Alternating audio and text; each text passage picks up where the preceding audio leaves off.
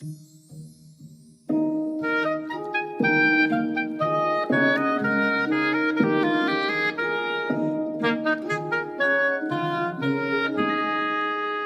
Bird King. All the animals in the jungle had a king. The birds were jealous. They wanted a king too. "Let me be king. Look at my wonderful colors," said the beautiful parakeet. "No, no," said the miner. "I can speak and talk to the other animals. I should be king." "Then I have a fantastic beak," said Toucan. "I want to be the bird king." "I know," said the macaw. "Why don't we have a competition? The bird who can fly the highest will be the bird king."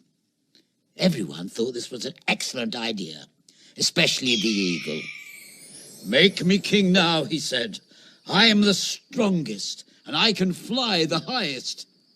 "Ah," said a little voice, "but you might not win." "Ha ha!" laughed the eagle. "You can't beat me, little sparrow."